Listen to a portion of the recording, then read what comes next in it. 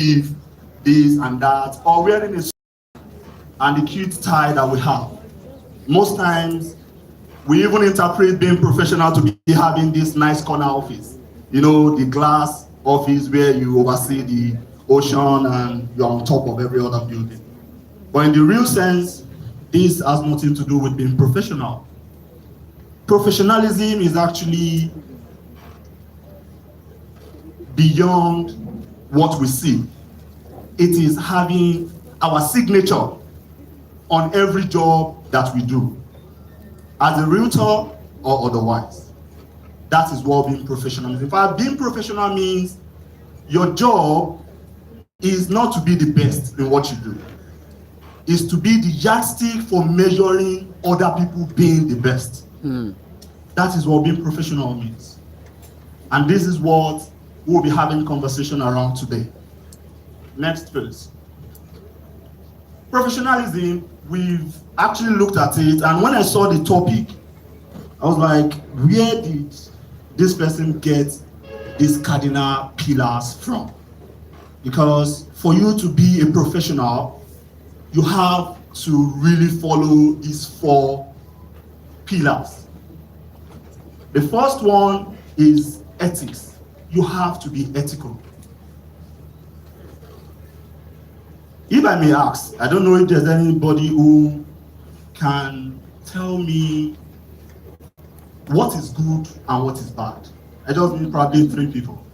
If there's anybody here that can just tell me, when you say something is good, what does it mean? And when you say something is bad, just personally from our own experience as an individual. Is there anybody who would like to talk about it, please? Just give me the definition, simple definition of what is good and what is bad. Is there anybody who wants to try? Please, where's the other mic? I have one person here and another person there and the third person. Please. This is the first person, yeah? Good and bad. Just simple description or definition as the case may be. Thank you. Right. Yeah, from my perspective, when we say what is good, I feel it is something that is generally acceptable by people. I would say bad things that is generally condemned by people. Thank you very much. Things that is generally acceptable by people, and things, excuse me please, and bad is something that is, excuse me,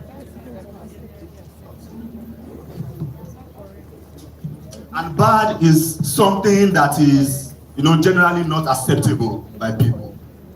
Common sense. Good afternoon, That is everyone. simple. So what is morally good for some set of people might not be the same for some people. Cultural differences, so it's relative. Okay, thank you very much. She said good or bad is culturally or religiously relative. So what is good today, you'll be shocked, it will be bad tomorrow. What is good in Nigeria will be bad in the United States. That makes a lot of sense. Thank you very much. Next, please. Please, the lady in blue. Thank you.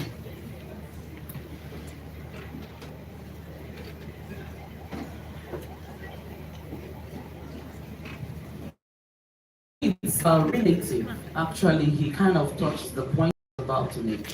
Whatever is perceived is about perception. It's perceived as being good, and then at times it's about a set of rules.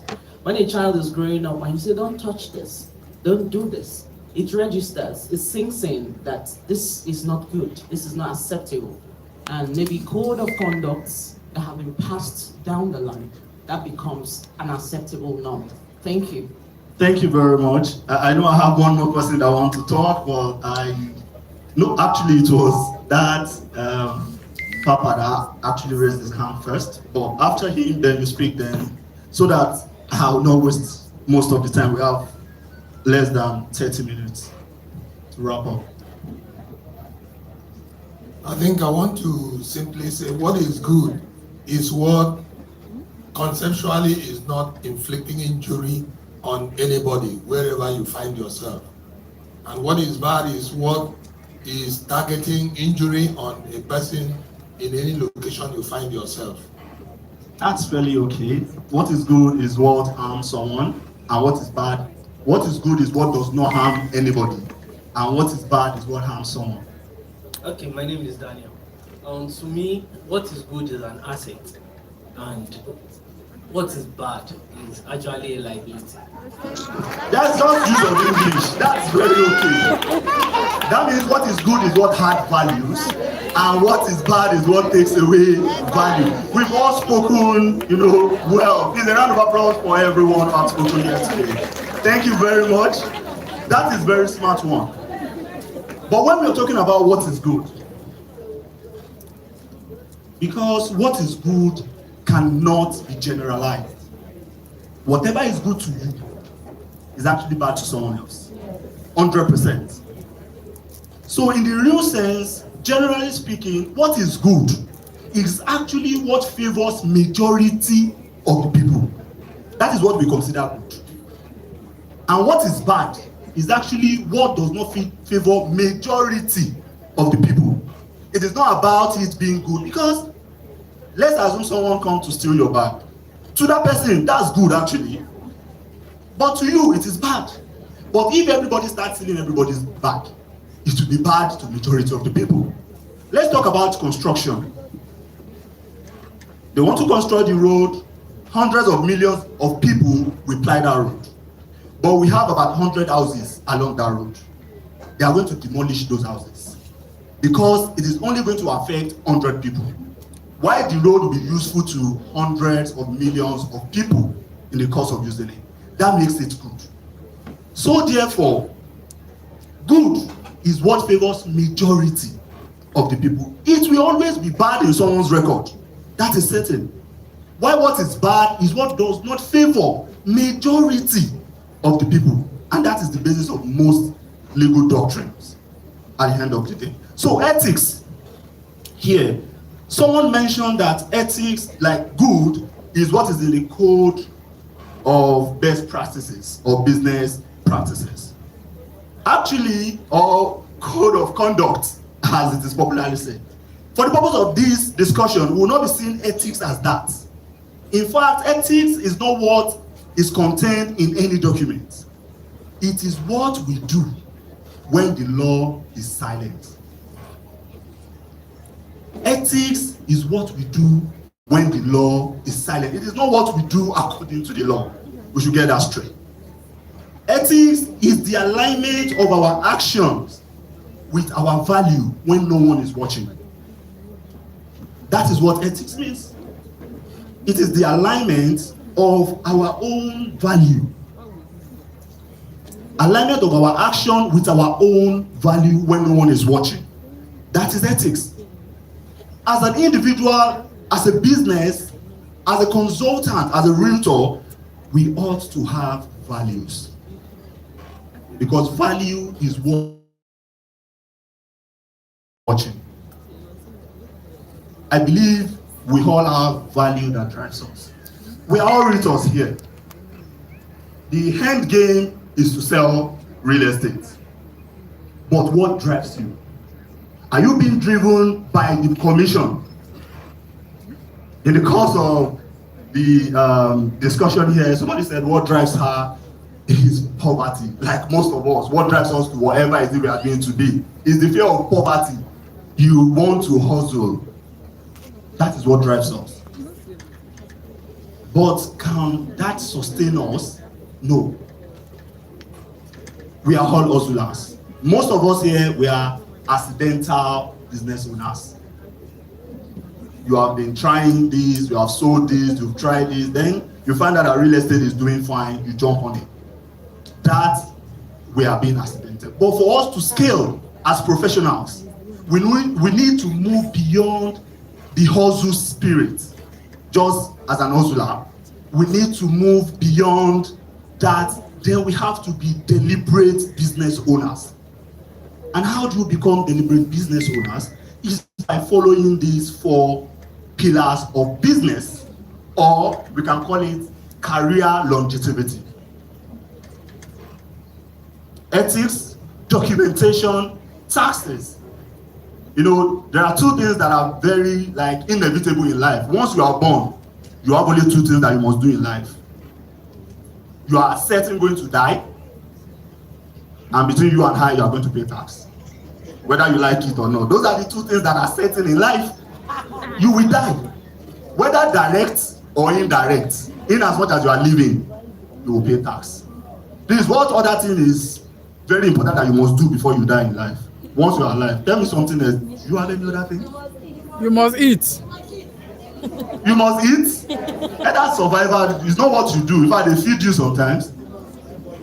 You take risk. Yeah, we do take risk. But some people don't take risk actually. They're in the village, they are comfortable. They just eat, drink, go to stream, come back, and eventually. Absolutely. Not taking risk is a risk in itself. So we have ethics, like I mentioned. Can we go to the next slide, please? We've spoken about professionalism. Next, please. Yes, ethics, like I mentioned, ethics is the why you do what you do.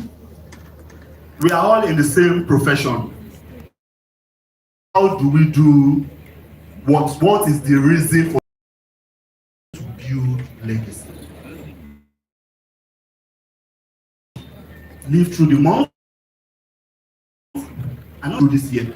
Or are you here to build a sustainable legacy into a foreseeable future? This is where the ethics come in. You have to have what inspires you, what drives you on a daily basis, what you do when no one is watching you. It is very, very important. And that is the why of our decisions. Then we go to documentations. Before I go to document, can I go to the next slide so I run through what I have on ethics?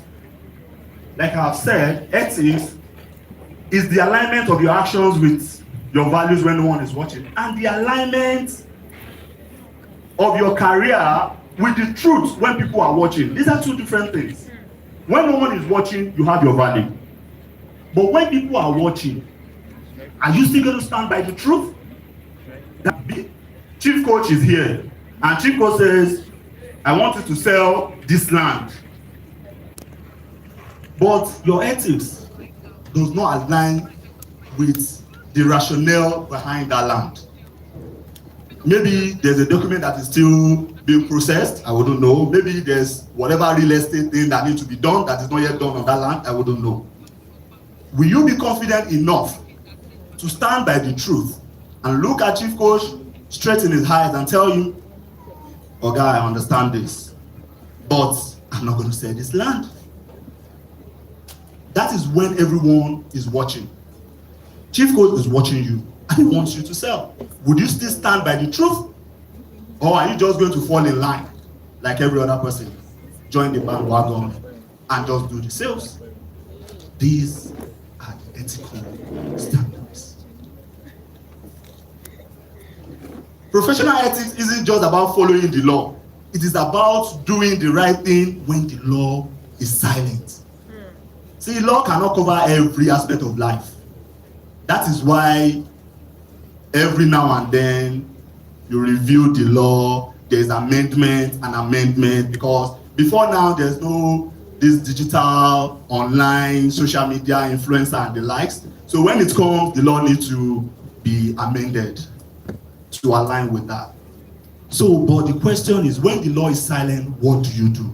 It has to follow your ethical belief. Now, we may say that we don't know what is ethical and what is not ethical. Let us test ethics. Next, please. The 3 questions, litmus test you must ask yourself to determine whether this is ethical or not. The first question you ask yourself, 1, the transparency. What do we mean by transparency test? If this is put out there on the face of national dailies, on the internet, if someone is there to display what you are about to do on this screen where you have your colleagues seated, will you be proud of it? If you will be proud of it, fine, that is ethical. If you will not be proud of it, it is not ethical. It is that simple. Another test you need to run is what we call the legacy test. What do we mean by that? In the next 5-10 years, would you like to be remembered for what you're about to do? It is that simple. If you are willing to be remembered for that you are about to do, this land you're about to sell to this man, in the next 10 years, if you meet that man, will you like him to remind you that you sold this land to me, this house to me, this property to me? Would you like that? If that is fine by you, good. You are good to go. But if the answer is no, then it is not ethical. And the last one is the universality test. Universality test is simple. If everyone in your industry, at your workplace, your friends, your colleagues are doing what you want to do now, will the business survive? It is that simple. Will the industry collapse? If everybody is selling bad houses, untitled lands, all the properties that government are demolishing and all that, if everybody is selling that, will you have job in the next couple of years? It's that simple. If you are able to answer all these questions and you have yes, yes, yes, then what you're doing is ethical. But if any of this is a no, then it is unethical. So we cannot say we don't know what is right or what is wrong as far as this is concerned. Next, please. Your value proposition. We know that the rarest currency as we speak is having integrity. And it is much more better for you to pitch your tent where you have less crowd. So when you have high ethical standard, a whole lot of people don't have it. A whole lot of people don't have it. That's the fact. So when you have what most people don't have, that becomes rare. In the world of today, we have a whole lot of mediocres pushing themselves in the faces of people in the name of social media and the likes, just wanting to be there. They don't know what they're doing, they lack integrity, they lack competence. But for you, you pitch your tents where you are special. And how do you become special? It's by building reputation, sound reputation, and having a skill set that makes you rare and unique in your field as a professional. Because being a realtor is a professional. It's just like being an accountant, just like being a doctor, just like being an engineer. That is exactly what being a realtor is. It's not what you just start by the roadside, you just jump like they are just calling people and you think you want to start selling. It doesn't work like that. You need to seek knowledge, have the skills that stand you out, and increase that by being professionally ethical. Legacy insurance. When you build your career on trust, on ethical standards, it becomes a legacy. And such legacy can stand the test of time. Because when 10 years to come, 15 years to come, 20 years to come, whatever you have done today will still be valid because you follow the ethical standard. But whatever you are doing now that doesn't follow through or does not pass the litmus test will one day come back to haunt you. Next, please. So that'll be that on ethical. I don't want us to overflow that. The next pillar is documentation. You cannot over-document. See, if you are building to last, I don't know, maybe this is your side hustle and you have another career that you are pursuing. Well, it's fine for you to just do, abracadabra. In the next 2 or 3 years, you are out of the game. You continue another profession. But if you are here to last, you need proper documentation. It is said in the professional world that if it is not documented, if it is not written, it did not happen. It is that simple. See, whatever is it that you are doing and it is not properly documented, it never happened. In fact, documentation serves as the black box in the professional world. In an aeroplane, when the plane crashes, everybody rushes to the black box because that is where you get information about what happened in the airplane. So the same thing happens with documentation. When there's any issue, where everybody rushes to is the document. you cannot over-document. You cannot over-document. Always keep your records straight. As a career person, your wins, document them. If you don't, it will look like a miraculous win, because you do not even know what you did to get to where you are. So how can you even train someone? You cannot be a mentor, because you just thought you're waking up, you did this and that's the end. Somebody was here today and said, I bought so thing of 6,000 and that yielded this result. Some people did not even know what they did to get the result. It might not be, it's because that is practical, like it gave something. You will be shocked that your choice of words can be the reason you win a contract. It might even be your outfit, the way you look the day you met the person. It might be your posture. But if you don't keep track of how you relate, of how you do things, you will not know how to repeat them. And that is why documentation is key. That is about us as a professional, as a career person. As a business owner, you need to document. Because documentation is the only way you can substantiate your evidence in the court of law. If you don't have proper documentation, there's no way even a taxman, I've been hearing a lot of stories, people talking about, I would describe my transaction as gift, like someone said now, I would describe it as amala. You want to buy amala, 9 million naira. Yeah, you want to feed the living and the dead. Family upkeep. 20, good, thank you very much. What are you keeping? You understand? So it is not about your description. It is about the document you can use to substantiate those descriptions. So a taxman don't care about your description. In fact, your description is for you to remember in 2 years' time what you use that money for. So that description is not for a taxman. A taxman believes on the supporting document. You bought amala 100 million, it's fine. You can buy amala 100 million, it's okay. Where is the receipt for the amala? So that we can go and meet the amala seller and collect our tax. That's simple. So buy amala 100 million, it's okay. It's fine. So we can buy it. Keep your document. You cannot overemphasize the essence or the importance of proper documentation. When you keep your document right, it avoids chaos. It gives clarity. So even if someone is, in fact, there's a popular saying that integrity or ethics is what you do when no one is watching, right? But documentation is what you give, even when everybody is watching. Because your integrity can be tested. When my people will say, when you say God should see you, let human beings see you. So the ethics, your value is the God seeing you. But if you want human being to see you, document. Without evidence, you go explain.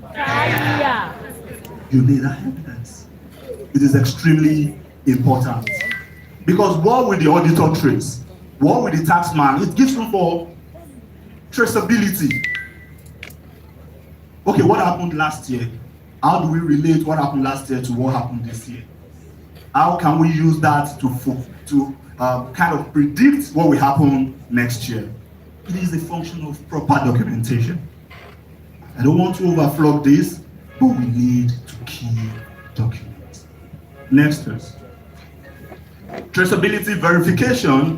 When you want to verify any discussion, conversation, and all, you need proof. And the proof is through documentation. As a business owner, you need SOP, standard of operation, where you put what your staff should do. So that when Ololade, who happen to be your staff today, leaves, and you decide to bring in Olabanji, he can know what Ololade was doing. It is that simple. You are today describing amala and rice and beans, it's fine. But without proper documentation, if the guy there today decide to leave, how would you explain, how will the next guy explain to the auditor when there are no evidence, and your evidence is just your document. Next, please.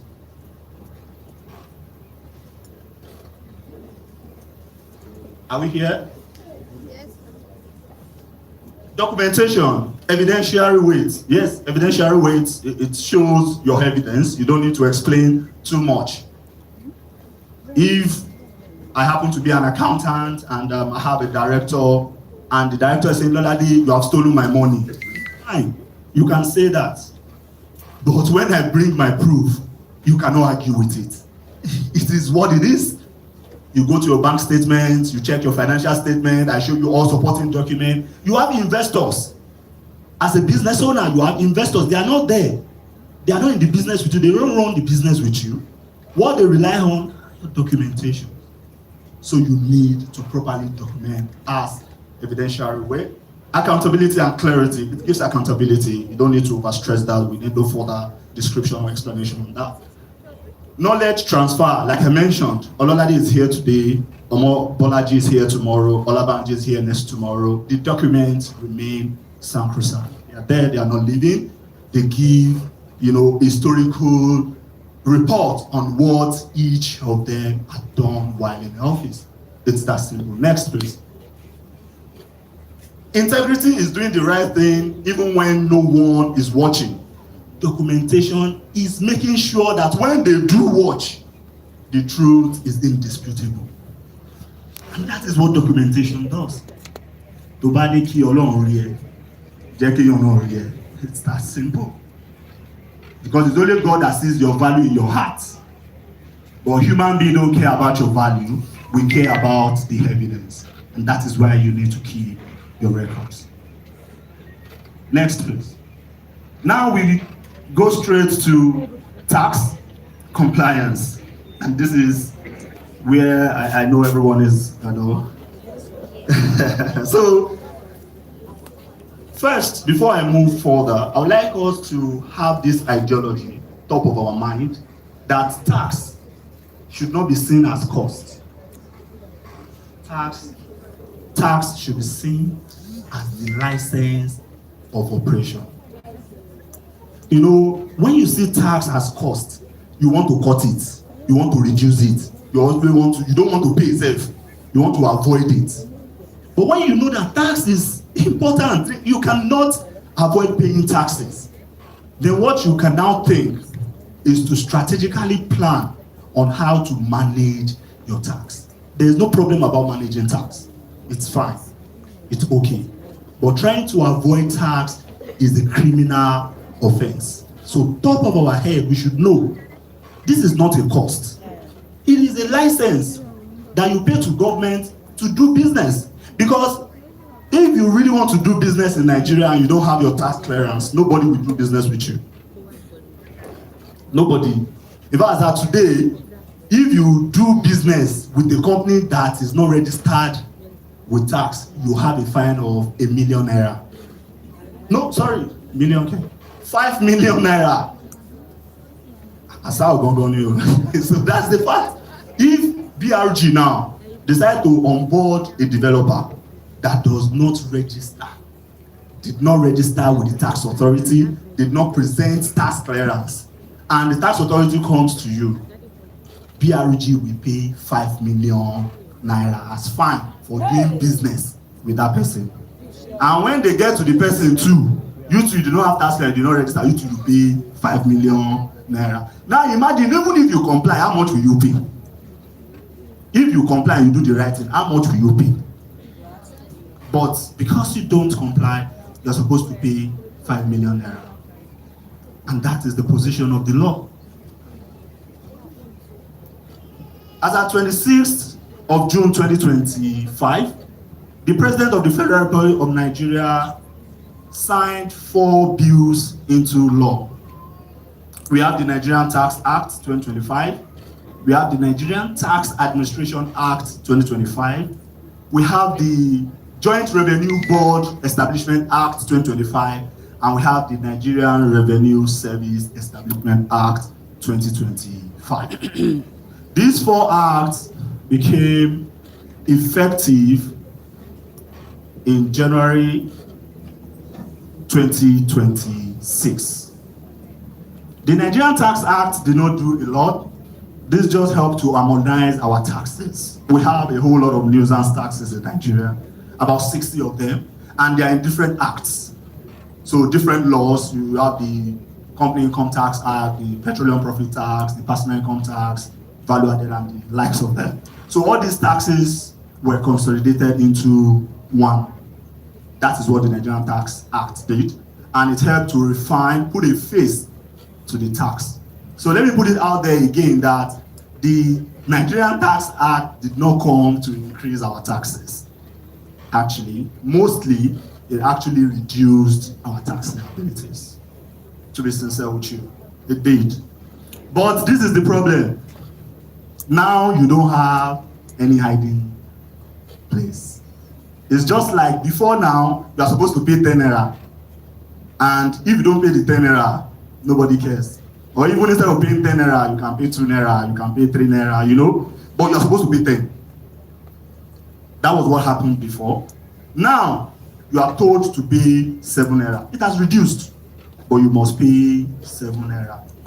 You know, in the face of the law, that's an improvement. But in your face, because you were able to not pay 1, pay 2, it is still bad. So that's why most people are clamoring.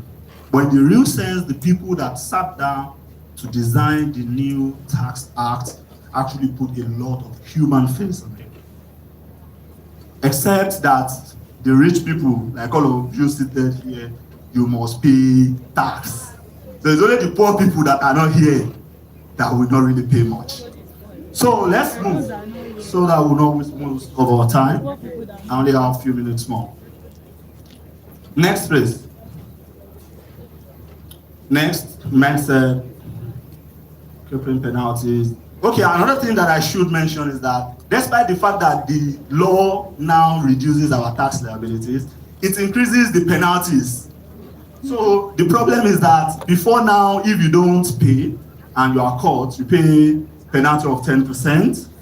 Then, like what I said earlier, if you are not doing the business, if you are doing business with a person that did not comply, there was no fine. But now, if you did not pay what you're supposed to pay, you are going to pay 40% penalty. Not only that, you pay interest at the ruling CBN rates. And there are a whole lot of penalties based on your offenses. We have some as 5 million, 2 million, 1 million. We have some that you have to pay 13,000 every day till you comply at compounding interest. So what it means is just comply. Don't be penny wise, pound foolish. Because the fact is that the money you are saving today, you will pay times 10 tomorrow. So why would you want to do that? But it is better and cheaper to comply and do the needful. Next, please. Next. Don't want to waste. These are stories. I've just mentioned them. Next, please. Okay, good. So now, just to portray what I say about reduction, we have the corporate tax and the personal tax. Corporate income tax and personal income. Before now, we are expected to pay 30%. That's as a company. But based on the new act, it has been reduced to 25%, which is a plus. Small company threshold. For small companies before now, if you are doing 25 million turnover and below, that's 25 million sales and below, you are exempted from taxes. But now that has been increased to 100 million. So if you have a business that is doing 100 million and below, you will not pay any tax. Here is the bad news for you and I. Do you want me to say the bad news or not? I should go on. You want to hear the bad news? Thank you. The bad news is that as a professional service provider, I am an accountant, I'm a tax consultant, I'm just like you. We are both professional colleagues. We cannot claim small company. So even if your commission is 2 million, you will pay tax. If your commission is 1 million, you will pay. So that is the law, that's not me. So anybody providing professional service cannot claim small company. You must pay your full tax. Sorry for the bad news.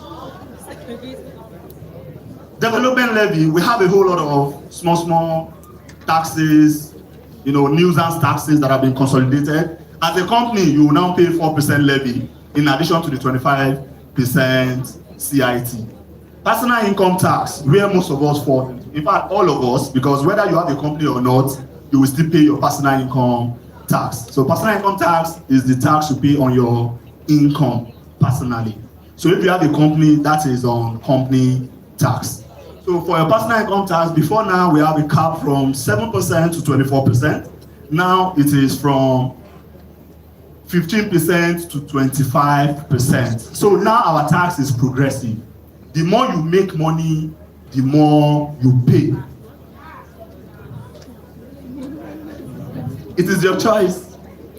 So what this tax has really done is that it's protecting the poor people, which form about 97% of Nigerians. And it is focusing on the 3% rich people in this hall. So the rich people in this hall, you are all going to pay 25%. But the good thing is that once you keep your records, do proper documentation, you will be rest assured that you will not overpay. And in the course of doing all this, you get a competent and a reliable consultant to help you navigate the excesses. What we used to do is that we hide instead of coming out to present ourselves, our records. The problem is that when you hide and you are caught, you will be slammed. When you hide and you are caught, you'll be slammed. But when you come out and you allow professionals to review your records, and they will help you to maximize all the allowances. Because when we're talking about company income tax, there are a lot of allowable expenses and allowances for personal income taxes. But you don't know. That is where people like us comes in. So it's very important. It is very important that we engage the service of professionals to help us navigate all this so that we will not end up paying much more than what we should pay. Exemptions. We have a lot of allowable allowances for our personal income tax. For instance, if we are having pension, you are contributing to any pension, it is allowable. Your 20% of your rent, if you are doing rent, 20%, and that should be one of your marketing strategy too. 20% of rent is allowable to the cap of 500,000 naira. It is allowable. Then I don't know if you're selling properties that are under mortgage. Yeah. All the interest that anybody pays on mortgage is tax allowable. Wow. So if you are paying any interest at all, irrespective of how high it is cost savings. Can you to reduce all. So if you are on NHIS, NHF, life assurance for yourself and your spouse, it is that tax allowance. So these are the things you can use to reduce your personal income tax liabilities. So you can be earning the same thing as Mr. B. Mr. A is earning 120 million, Mr. B is earning 120 million. Based on how they are able to maximize their allowances, Mr. A can pay more taxes than Mr. B, despite earning the same amount. And this is where you need professional input to help you reduce your tax exposure without contradicting the law of the land. Next, please. So we have the rate here. For everybody, the first 800,000 of your income. Note, taxes are paid on income, profits, or gains. So I've heard a lot of people saying that any money that enters your account, a whole lot of bullshit going around. But if taxes are paid on income, gains, and profits. You said? Okay, so in Nigeria, the good thing about Nigeria again is that we practice what we call self-assessment. You are the one that will go to the government and present your income or your profit or your gains to them. They don't know, so you will be the one to go to them and say, okay, last year my commission was 100 million. and I incurred so expenses in the course of earning that commission. So my bottom line, which is my profit, is now 10 million. So tax the 10 million. You are the one that will go to them. I run adverts, So I when you did present that, inspections, you said I what? did that. So when you present that and they tax you on that, after a year or 2 years, they can now visit you and say, okay, you told us that you made 10 million. Please show us evidence. And it's the same thing if you don't go to, no problem. But take note that the banks now have the mandate to report any transaction above 25 million to the bank. So if your transaction, your inflow is above 25 million in a year, know that your report is with the NRS. So if you don't go to them, it's fine. Don't go, they will come to you or they will invite you. So, and you will pay more, obviously. You will pay more, obviously. So it is important that we do the right thing. So this is the table for the personal income tax. Let me say this again. For those of us that are not registered as a company, or we are registered as an enterprise, this is the same table that we will use. But if you are a company, what happens is after deducting your allowable expenses, which are wholly and exclusively incurred for the purpose of making the money for the business. You cannot travel to Abuja and you go there to relax and flex and you are putting it under your company. It will not fly. Your vacation is not part of the company expenses, except you are traveling to meet clients. So you need to substantiate the conference that you are going to meet clients, or you want to sleep in your room and meet clients. So you just need to substantiate with evidence. That's why we said documentation.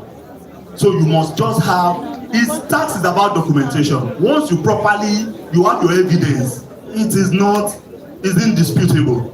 But if you don't have your evidence, then you have issues because they will disallow it and you pay tax on it. It is that simple. So if you are having an enterprise, a business name, or individual as a person, your income comes to this table. So what happened after taking out all your allowances that I've mentioned? The first 800,000, you don't pay any tax. So if your income is 800 or less in a whole year, you will not pay any tax. But 800K for a whole year, you will not pay tax. That's why I said this law is for the poor people. It's for the poor people. But once your money move above 800, the first 800 to 3 million, you pay 15% out of it. The next, above 3 million to 9 million, you pay 18%. Above 12 million to 25 million, you pay 21%. Above 25 million to 50 million, you pay 23%. Then, if you are a big man and your money still remain after deducting all this sum up to 50 million, right? So after 50 million, any money above that 50 million, you pay 25%.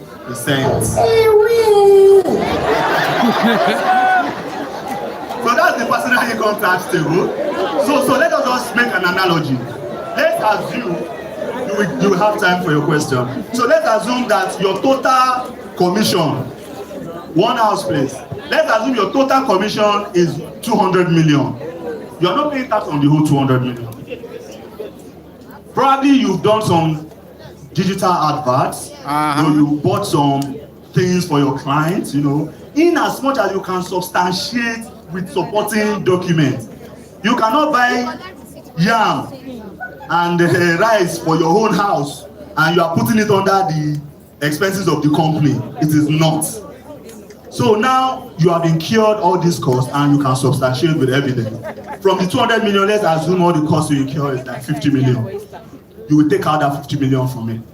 Make sure you have evidence to buttress the 50 million. Now you are left with 150 million. I'm having this conversation with people who still transact business in their personal name or as an enterprise. If you have registered a company, is another cup of tea. So for an individual or an enterprise, after removing your 50 million, you are left with 150 million. Then you can take out, if you are doing pension, life insurance, 20% of your rent to the cap of 500, you remove all those allowances. Let's assume you are now left with 140 million. From that 140 million, the first 800, you will not pay tax. So you are left with 139 million 200. So you take from that 131 million, you take the next 2.2 million from it. You pay 15% on that 2.2.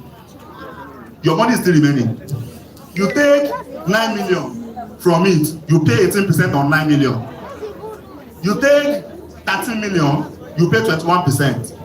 You take the next 25 million, you pay 23. At the end of this, you would have moved 50 million out of it, because 800 plus 2.2 plus 9 million plus 13 plus 25 is 50 million. Whatever is now left, you will be left about 99 million. That 99 million, you now slam 25% on it. So you just go and pay, that will be about 25 million. Oh. So you will now add everything together. You will add this 15%, add it to this, add it to this, add it to the 25 million into the government. So that is what you are expected to do. I'm just a messenger. I'm telling you what the law says.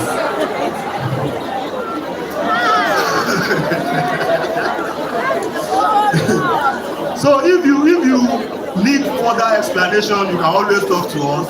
That is why we are here, to ensure you do the right thing, reduce your exposure without contravening the law of the land. According to the law, I just delivered the message. So that is that for personal individuals and enterprise. But if you are a company, one house, if you are a company, what will happen is that you make the same 200 million, right? You put all your expenses, your staff, your rent, whatever, that is wholly and exclusively for the purpose of earning that commission. Note, I keep saying allowable expenses, not all expenses. You cannot just load expenses. Expenses that are wholly and exclusively for the purpose of earning your commission, you put it on it. Your staff salaries, whatever is it, you deduct it, advertisement, whatever is it that you cure, that you can substantiate via your documentation. You take it out, whatever that is left, you get an accountant to audit, you get an auditor, he audits it, there's tax calculations that we do. But at the end of the day, what do you pay? From this year transaction, which will be 2027 year of assessment, you're expected to pay 25% and pay another 4% development levy. So this is what happens. This is what happens. This is what happens. So let me say this. Sorry. Let me say this. As a company, if your expenses is the same thing as the enterprise, please listen. If your expense is the same thing as the enterprise, that's 50 million. The other guy spent 50 million. So if it's still 50 million, but you pay yourself salary from the company, which is different from if it is an enterprise. You don't pay yourself salary. The whole money is your own, or an individual. The 150 million is your own. So now, from the other guy, if you expend the same amount, which is 50 million, then you pay yourself, let's say, another 50 million, which is your own salary. That 50 million, you bring it to this table. You will not remove any expenses again, because you've removed the expenses from the company. So you only take all the allowances, like I mentioned, and you put the balance here. So you pay 15, you pay 18%, 21, and you pay 23, as the case may be. Then, the profits from the company would have been reduced to 100 million. Because, it was 150, then now you pay yourself 50 that you brought here. You take it out, then you'll be left with 100. That 100 million, you just slam 29% on it and pay as company income tax. What is time up? We are just starting. I'm just a messenger of the law. I'm telling you exactly what the law says.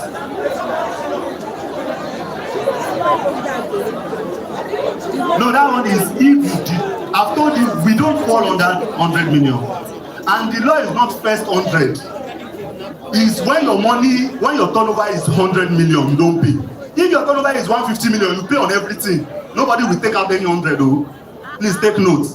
If you do 100 or less as a regular company that is not professional service provider, you will not pay any tax. But if you do turnover of 110 million, you pay tax on the 110 million. Wow. So it is not that, it's not like this one that they will say take out 800 first. Nobody is taking out 100 million from your money. You pay everything. No exemption now, you are not exempted. You've exceeded the threshold of 100 million. So that is what the law says. No, there will be time for questions so that we will not interrupt. Please, let's move. This is personal income tax and company income tax. I think, next please, is it risk? Okay, before we move to this, let me just have conversation about 3 or 4 other taxes, briefly. So we have withholding tax. So the good thing about withholding tax is that withholding tax is not tax on its own. It's income tax advance. So this is how it works. All the income tax I've calculated for you now, be it as an individual or as a company. When anybody withholds your tax, that money is an advance for this income tax. So what it means is that if you are doing business with both finance, and both finance has actually withheld, let's say 2 million from your contract, from your transaction as withholding tax, I would have remitted it to your income, your payer ID as an individual or your tax identification number as a company. At the end of the year, when you put your tax on that table, or as a company, you charge 25% on it.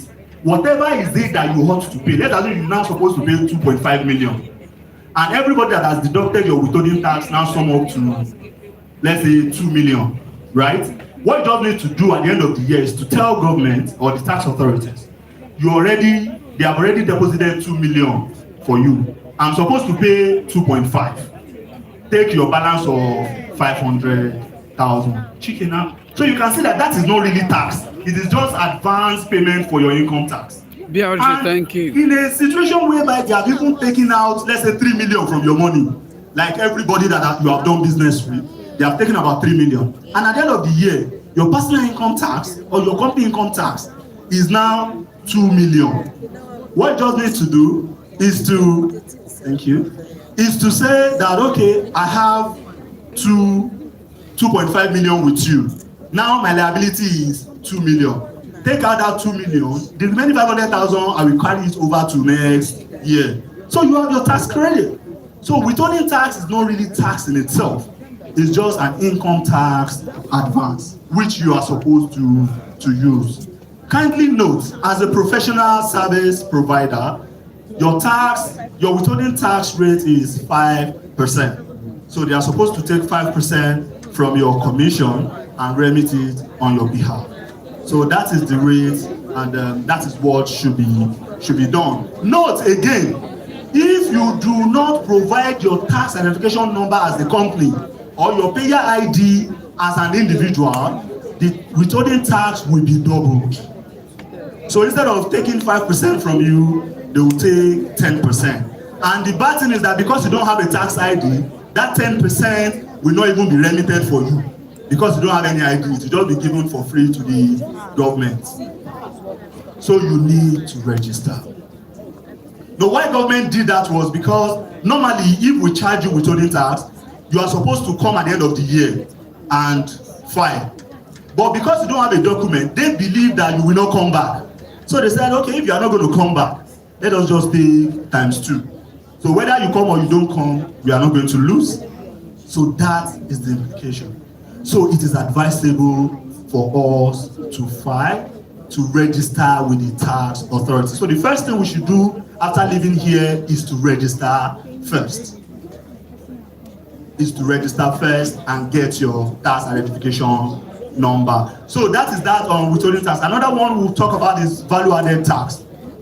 So value-added tax is like the name implies, when you add value to a transaction or you add value to a good, you pay tax on it. Kindly note, the onus to pay value-added tax is not on the provider of the service,